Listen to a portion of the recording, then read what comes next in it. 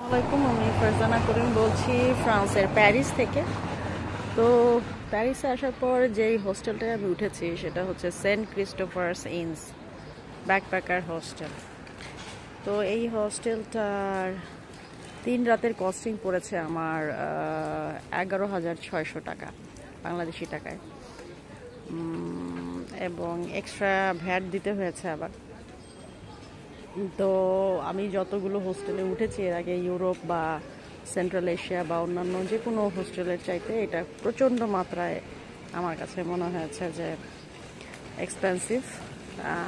যেহেতু প্যারিসের একদম প্রাণ কেন্দ্রে আমি নিয়েছি, এটা একেবারে প্রাণ কেন্দ্রে, এবং হোস্টেলের সুযোগ সুবিধা ঠিক আছে, but it's expensive, more expensive than any other European countries I think as a hostel. মানে হোটেলের দাম নেওয়া হয়েছে, এই হলো অবস্থা। আচ্ছা, যাই হোক, আমার কিছু করার ছিল না, আমাকে ইনস্ট্যান্ট হোটেল বুক করতে হয়েছিল, যেহেতু আগে থেকে আমি বুক করে রাখি নাই। তো যারা যারা প্যারিসে আসতে চান তারা অবশ্যই অ্যাটলিস্ট 1 সপ্তাহ আগে হোটেল বুক করে রাখবেন, নাহলে দাম কিন্তু প্রচণ্ড মাত্রায় বেড়ে যায়। মানে যেদিন এসেছি সেদিনই আমি বুক করেছি, যার কারণে আমার এই অবস্থা। তো যাই হোক, এই হচ্ছে আমার হোস্টেলের ভিউ। আজকে আমি আর শুজ পরি নাই, কারণ শুজ পরে গতকাল আইফেল টাওয়ার গিয়েছিলাম, তারপরে বিভিন্ন জায়গায় ঘুরেছি, আমার পায়ে একদম খোসা পড়ে গেছে। আজকে একদম নর্মাল স্যান্ডেল পরে বের হয়ে গেছে। এইখানে অ্যাকচুয়ালি এই সমস্ত বিষয়গুলো দেখা হয় না। এই হচ্ছে আমার হোস্টেলের ভিউ। এই জায়গাটা খুব সুন্দর লাগছে আমার কাছে। তেমন একটা ক্রাউড এখানে নেই।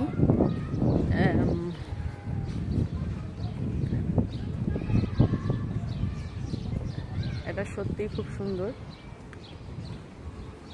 ওখানে একটা লেক আছে, যে গাড়ি আসতেছে আমি আসার পথে লেকের আসলে জ্যাকেট বের করি নাই, কিন্তু কাছে হাঁটবো, সেজন্য ভাবছি যে জ্যাকেট বের করবো না। এখন আমি হোস্টেলের বাইরের ভিউ দেখাচ্ছি, পরবর্তী ভিডিওতে আমি হোস্টেলের ভেতরটা দেখাবো।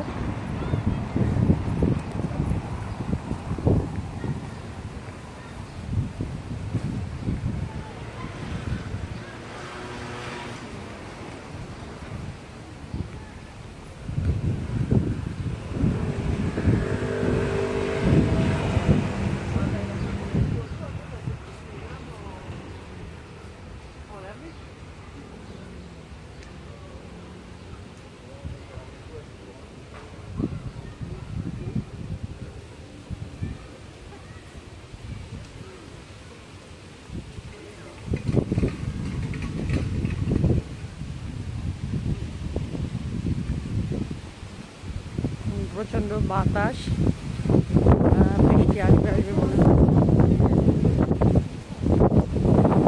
আমার হোস্টেল এই বিল্ডিংটা ছড়িয়ে আছে, আর এটার অ্যাড্রেসটাও আমি দিয়ে দিচ্ছি। এটা হচ্ছে 68 খি দে লা সে খে, ওরা কীভাবে যেন উচ্চারণ করে। এটা হচ্ছে আমার হোস্টেলের রেস্টুরেন্ট। মানে আমার কাছে মনে হচ্ছে আমি হোস্টেলে উঠি না, একটা 5 স্টার হোটেলে উঠেছে, এরকম একটা ফিল দেয়। এই যদিও আমাদের রুমে হচ্ছে 6টা মেয়ে, কিন্তু আমি গতকাল দেখলাম মাত্র আমরা 3জন পুরো রুমটা, এবং রুমটা অনেক, আমি দেখাবো পরবর্তীতে। এই হচ্ছে আমার হোস্টেলের বাইরের স্ট্রাকচার, আর এখানে বসে চা কফি খেতে পারবে যারা হোস্টেল মেটরা আছে। এই যে গোলাপ ফুল, এই গোলাপ ফুল ছেঁড়া নিষেধ। আর এই হচ্ছে লেক, এটা হচ্ছে আমার হোস্টেলের লেক। এ হচ্ছে লেক, এখানে গাছ সারি সারি সাজিয়ে রেখেছে। আমাদের বুড়ি হোস্টেল মেট বসে আছে লেকের সামনে। আমি পানি নিয়ে ঘুরছি, কারণ হচ্ছে একটু পরপর পিপাসা লাগবে।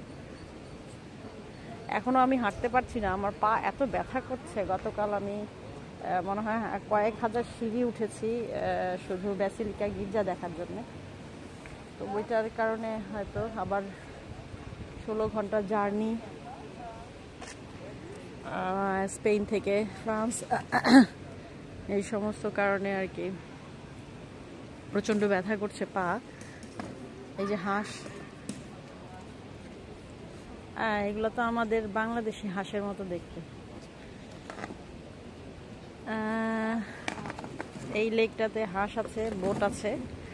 তো এইটা একটা ট্যুরিস্ট স্পট যেখানে আমি হোস্টেলটা নিয়েছি, যার কারণে আমার ভাড়া অনেক বেশি নিয়েছে।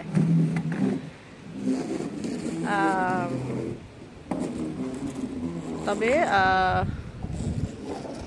যদি আমি ফ্যাসিলিটিসের দিক থেকে বলি তাহলে লিসবনের চাইতে প্রায় 3-4 গুণ বেশি দাম প্যারিসে। তো প্যারিসে যারা আসবেন তারা এটা খুব মাথায় রেখে আসবেন, বিশেষ করে ব্যাকপ্যাকার্স যারা খুব কম পয়সায় আসতে চান তাদের জন্য প্যারিস না। প্যারিসে আসতে হলে অনেক টাকা খরচ করতে হবে।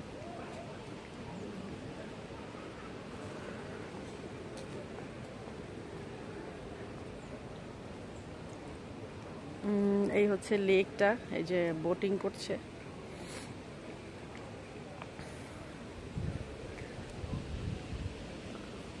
আমার কাছে এটা খুব ভালো লাগে। এটা আমাদের হোস্টেলের পেছনের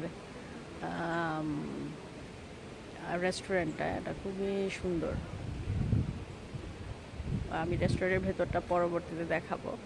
এখন যেহেতু বাইরে একটু আমি হাওয়া খেতে বের হয়েছি, বাইরের অংশটাই দেখাচ্ছি।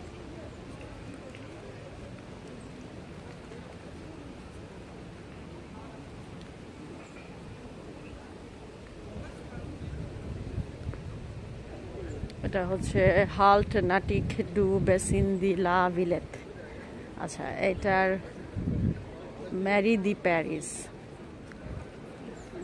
বড় করে দেখাচ্ছি।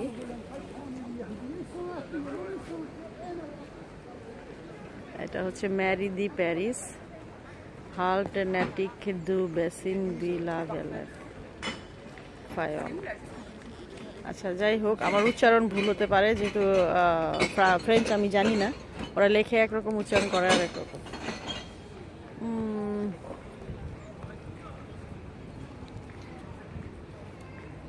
এই লেকে হচ্ছে বোট ভাড়া নেওয়ার সিস্টেম আছে।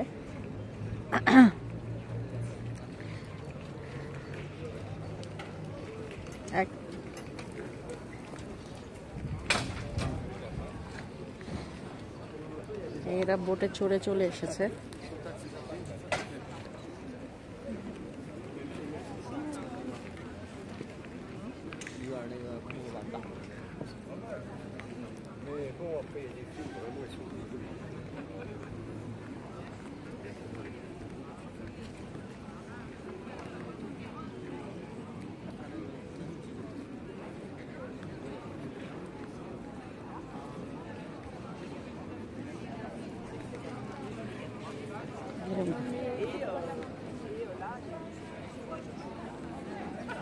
ওদের এই জিনিসটা খুব মজা লেগেছে আমার কাছে। এই বোট সাজিয়েছে, সেখানেও গোলাপ ফুলের চারা। এই যে গোলাপ ফুল, বোটের মধ্যে গোলাপ ফুল।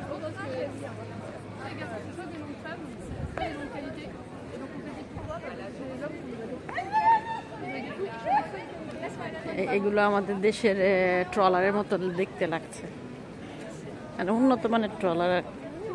অ্যাকচুয়ালি ওরা বোট বলে এটাকে, এটাকেও নৌকাই বলে। আর এই বোটের অপোজিটে হচ্ছে এরা সবাই খাচ্ছে। কি খাচ্ছে? এরা সবাই খাওয়া দাওয়া করছে। আমার পা এত ব্যথা করছে যে আমি হাঁটতে পারছি না। আমি জানি না যে ব্লগাররা আসলে কিভাবে ব্লগ করে, তাদের এত উৎফুল্লতা কোত্থেকে আসে। আমি হচ্ছে যে দেখতে দেখতে আমি হাঁটতে হাঁটতে সেই সারাদিন পার করে দিতে পারছি, কিন্তু ভিডিও করতে গেলে মনে হয় যেন আমি কোনো একটা কিছু মিস করছি বা আরো দেখা বাকি রয়ে গেছে। এই হলো অবস্থা।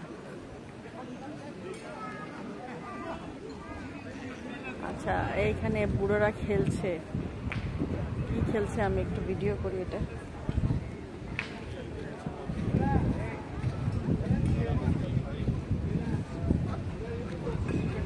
এই যে ওরা কি খেলছে জানো,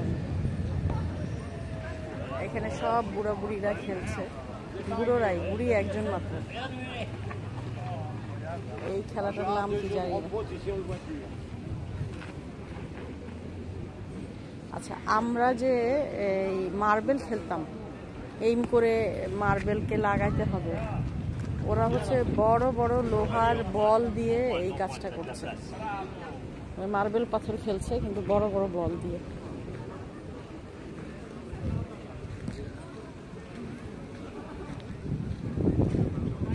তো এই লেকটা হচ্ছে বিশাল বড়, আর সব বোট সাজানো,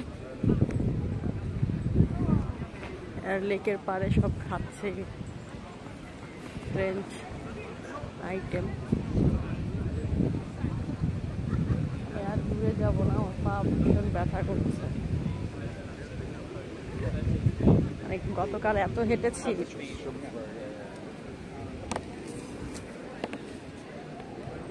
এখন আর হাঁটার সামর্থ্যই নাই।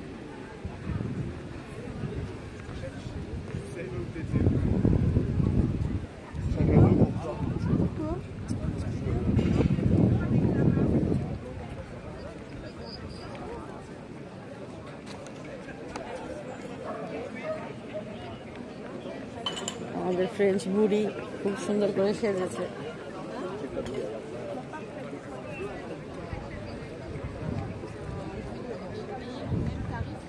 আমি কি খাবো তাই আমি খুঁজে পাচ্ছি না, কারণ এখানে এই মানুষজন সব বর খাচ্ছে, এগুলো তো আমি খেতে পারবো না। দেখি আমার আশেপাশে খাচ্ছে।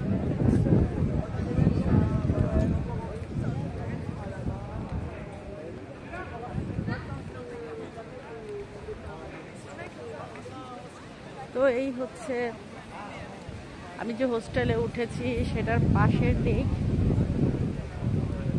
এবং এইটার সাইডে আছে প্যারাডাইস ডি সুশি। আচ্ছা, ওখানে বুড়োরা খেলছিল মার্বেল পাথর বড় বড় বল দিয়ে, এখানে ছোটরা খেলছে। এটা আসলে ছোট না, যে লম্বা।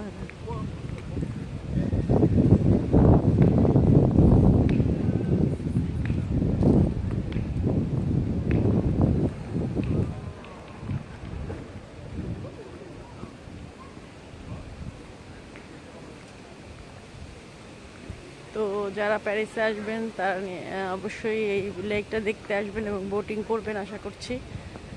Mary de Paris. ওকে, এই পর্যন্তই আজকে ম্যারি দি প্যারিসের ভিডিও রাখলাম, পরবর্তীতে নতুন ভিডিও নিয়ে আসছি।